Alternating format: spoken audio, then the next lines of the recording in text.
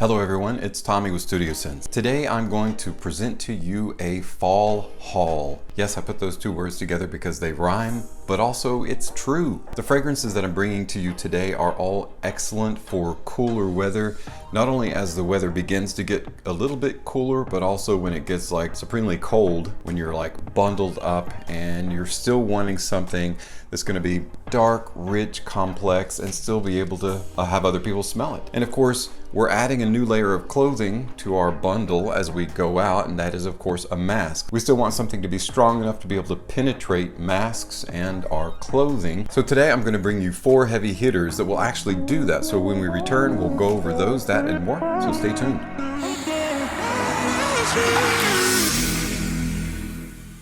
Hey guys, and welcome back. So today we're going to talk about 4 fragrances that are among my absolute favorite fragrances for fall going into winter. They can be utilized throughout cooler weather into very extremely cold weather. And yes, they can actually even penetrate the mask that we're all having to wear. Now, as you've noticed in the title, I didn't put unboxing and first impression because I've smelled all these fragrances. Some of them I actually gave away, some of them I only had a sample of, so I wanted to get the actual full bottle. So the anticipation is that cooler weather is on the way, so we want to make sure you're prepared in terms of your fragrance rotation. And these 4 fragrances, if all you ever used this winter were these 4 fragrances, you would be okay. There's enough versatility in all 4 of them to cover almost every circumstance or environment or example that you could give, be in, or that you need to have. So let's go ahead and get started with our fragrance haul with our very first fragrance today. I wanted to go ahead and do an unboxing, even though it's not a first impression per se. We'll go ahead and do a quick unboxing and then we'll get straight to the juice. Ever since Lvly, the aquatic fragrance that made Issey Miyake the household name that he is, he's gone on to make some of the most complex, evocative men's fragrance that are near niche quality on the market today. While his summer or warm weather lineup is decent, I don't think it's anything compared to Issey Miyake's cool weather fragrances, which I think is his specialty, because he often incorporates darker, richer notes like nutmeg and tobacco and mixes them up with fruit like grapefruit and kiwi. In 2019, Perfumer Loc Dong, who personally has become one of my favorite perfumists, and he works for IFF, who actually employs I think about 10% of the current perfumists. He's responsible for a ton of great CK fragrances like the CK Into You line, Euphoria for men, and one of the best cheap masculine tobacco fragrances around, CK1 Shock. He created Issey Miyake's masterpiece, Pulse of the Night, an amazing, deep, dark, complex fragrance. We'll talk more about those notes, but let's first check out that presentation.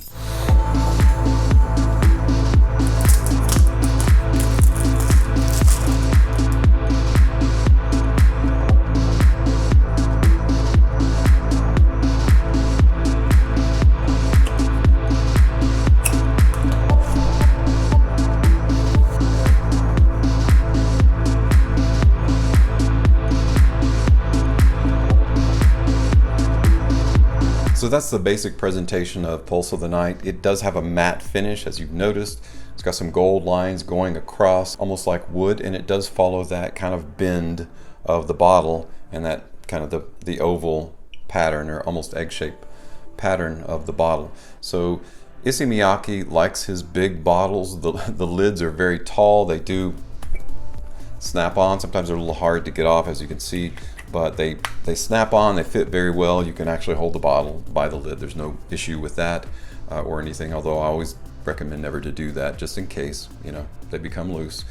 But 100 ml bottle, this is what they all look like, whether it's the Lvly line or Ooyy line. Now, the reason I didn't spray the juice in the presentation is we're going to go ahead and do that now. Again, I'm very familiar with all these fragrances, but I want to show you, of course, how the atomizer works, and then we'll talk about the actual juice.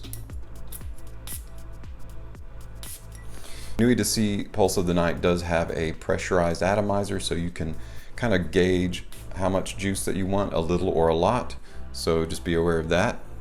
Every time I smell this, I like it more and more. And a really good fragrance is actually designed to become exponentially better over time. You've got a ton of spices. You've got frankincense in the very top of this. Tonka bean, patchouli, labdanum, cashmere, and cedarwood are in the heart. You've got leather, more woods, vetiver, sandalwood, and I think vanilla in the base of Pulse of the Night. At the very epicenter of this fragrance, dark, rich, complex, refined, smoky, but not inky smoky. What I love about this fragrance, it has all the components of what I like in a deep, dark, rich, complex, cool weather fragrance, but it's not stultifying or miasmic, meaning it doesn't like choke you out. It's not super sticky sweet, although I do really like Encre Noir. It isn't as dark as that, and it doesn't like challenge you. It happens to be dark, rich, complicated, and yet crowd pleasing. It's perfect for day and nighttime casual wear. This is a very mature fragrance, but there's also something mysterious about it. It is a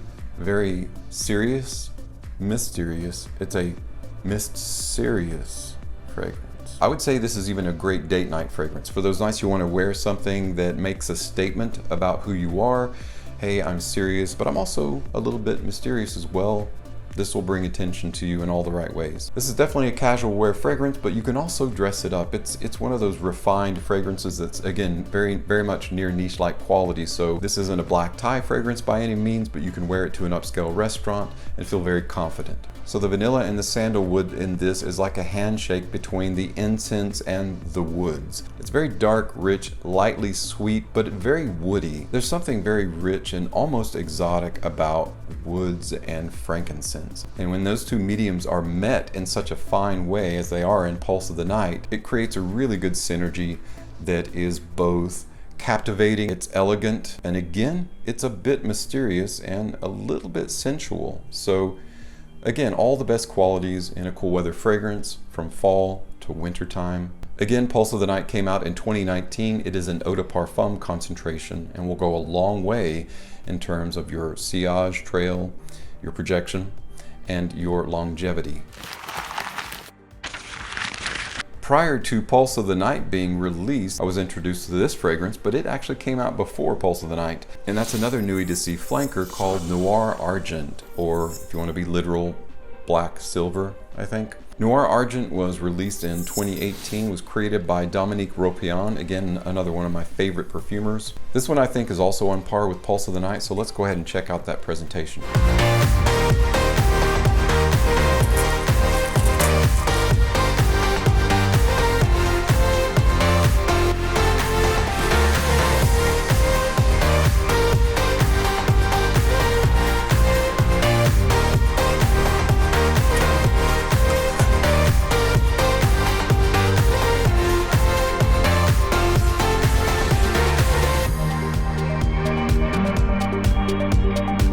I know it's hard to sometimes read the bottom of the bottle, but this is as well an eau de parfum concentration.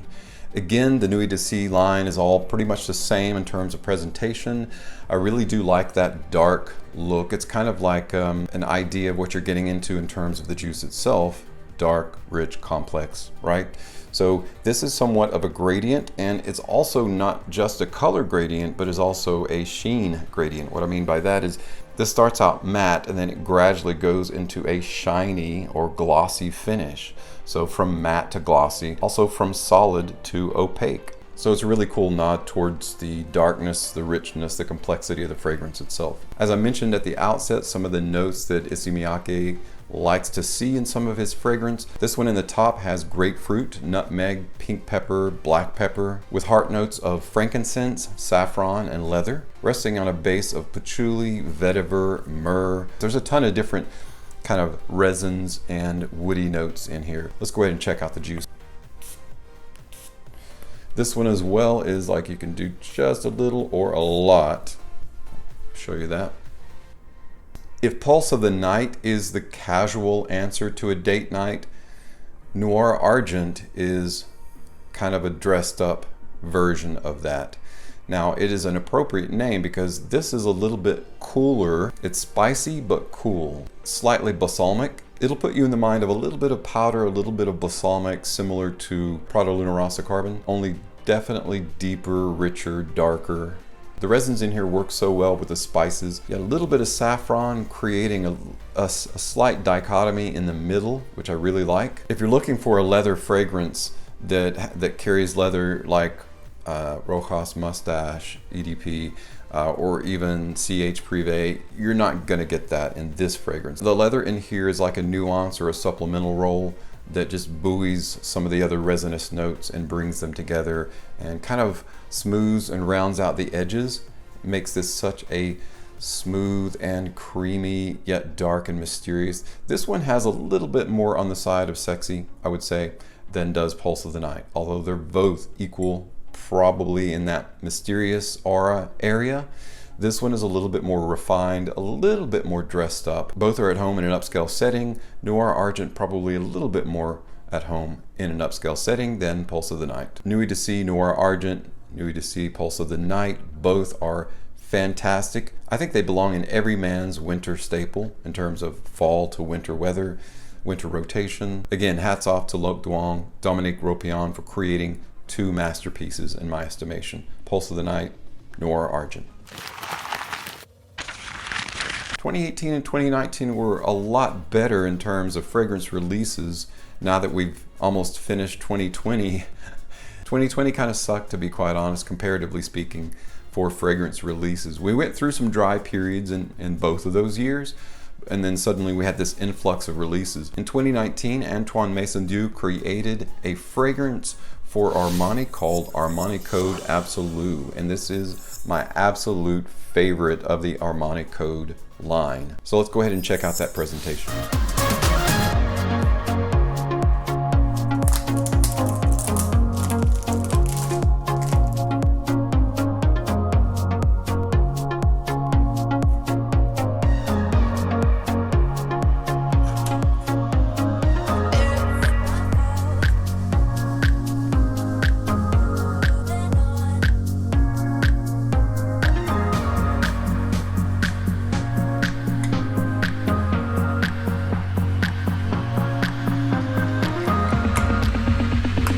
The Armani Code bottles are interesting. They remind me of like little barbells where someone's like super squeezed the center of them.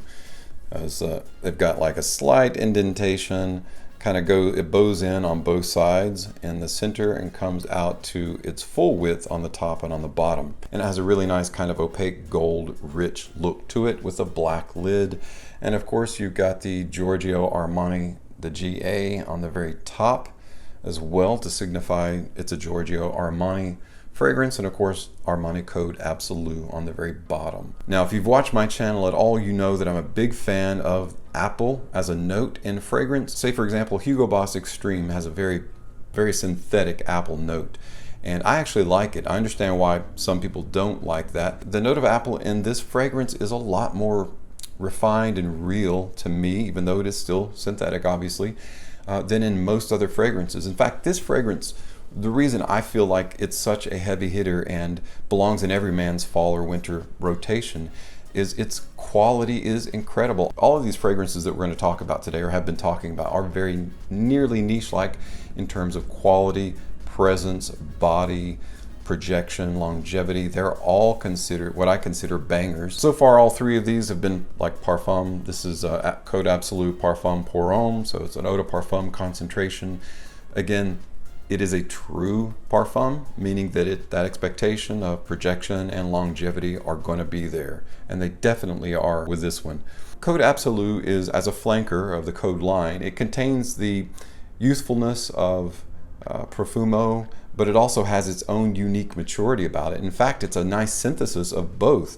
It actually combines that youthfulness, that youthful vigor, and that youthful energy, that clubbing energy, into a more mature or stately fragrance. In the top, you've got green mandarin and apple. Orange blossom, nutmeg, and carrot seed comprise the heart of this fragrance, resting on a base of tonka beans, suede, vanilla, and various woods. It's modern, stylish, sensual, long-lasting, and again, it creates that fusion of youthful vigor and energy with stately maturity, combines them successfully, and works really, really well in all of those scenarios and environments. I think it belongs in every man's fall to winter rotation, and that's why it's a heavy hitter in my book and in this fall haul. In 2018, Cécile Mouton created a fragrance. It was launched under the design house of Emporio Armani, and it is a flanker called Stronger With You Intensely. Originally, the Stronger With You went over really well. Some people, I wouldn't say complained, but requested or wanted. They liked it so much, it was like, I just wish it lasted a little bit longer. I just wish it was a little bit denser, a little bit sweeter, a little bit more of a sillage trail, right? So possibly taking that under consideration, they created Stronger With You Intensely. Did it do all those things? That and more. It's a wonderfully sweet, gourmand fragrance. Let's go ahead and check out that presentation.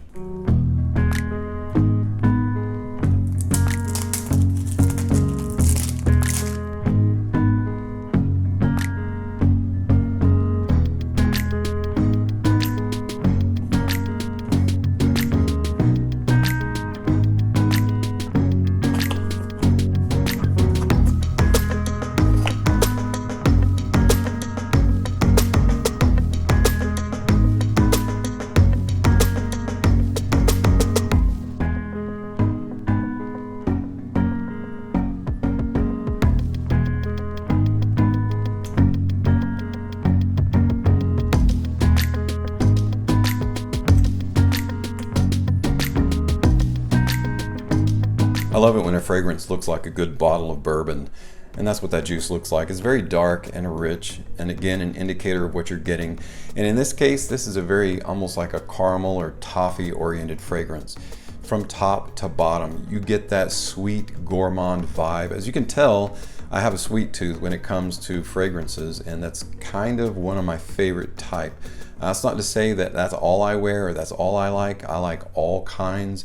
Extremely eclectic, wide variety, but for winter time, for cooler weather, I find that gourmand fragrances, those with their little bit darker, richer notes, add a level of complexity and strength that can actually punch through clothing, allow you to be smelled, allow you to get the attention that you're looking for in terms of your fragrance that you want. Featuring top notes of pink pepper, juniper, violet leaf, with a heart of lavender, sage, that toffee that I talked about, and cinnamon. Resting on a base of tonka bean, suede, and amber. Another great atomizer. Now again, Emporio Armani, subsector Giorgio Armani, same thing. The sweetness in this fragrance, you get a big burst of that sweetness in the open, but similar to bergamot and fruit juices that are used in summertime fragrances, that burns off, dials back a little bit, and what you're really left with is a very toffee-centric, caramelized, gourmand fragrance that is extremely masculine. It somehow morphs into a very masculine, alluring, sensual gourmand fragrance. Now, this is another one that lasts a good 10-12 hours. It's a banger. At the end of the day, your clothing smells like a mix of toffee, lavender, vanilla with a little bit of bracing juniper berry to just push the envelope. And it's a extremely, extremely alluring date night fragrance as well. This is one of those that's a daytime, nighttime, casual wear fragrance, but it shines at nighttime. You know, whether you like the high energy scene or whether you like the more cerebral, intellectual coffee house scene at night, the guitar and folk music, doesn't matter. This is gonna carry you all the way through those scenarios and environments. Is as an extension of your personality. This will say, I'm sexy, I'm alluring, high quality person, because you're wearing sexy, alluring, high quality juice. I would say if you already own Stronger With You, to get the Intensely, because it's all the accoutrements that come with the original, the OG, but this one has it in spades, in aces and spades. It doesn't even better. So I would highly recommend, if you don't have either, to go straight to the Intensely. Well guys, that's it for my heavy hitting banger fall fragrances that I think that belong in every man's fall rotation into winter rotation. Super versatile, super quality, very niche-like quality, all of these. And they're all from perfumers that are highly respected, that are at the top of their game. These fragrances are an indication of where they are in terms of the top of their game. This is the indication. So they're amazing. I think, again, they belong on everyone's shelf. Now, of course, you don't want to use these in warm weather. You can wear these in warm weather, in the cooler nights of summer. You don't want to wear them in warmer days. This is going to be extremely cloying. You know, the sweetness that I talked about dying away, that only happens in cool weather. In warm weather or hot weather, it gets more kind of sickly sweet. So you don't want to, it's not made for that kind of environment, and you want to avoid that because it'll give you the wrong impression about the fragrance. Maximize its use when and where it's meant to be utilized. Thanks so much for stopping by and checking out my fall haul today. As always, thank you so much for your support of my channel. I'm Tommy with Studio Sense, and I'll see you next time.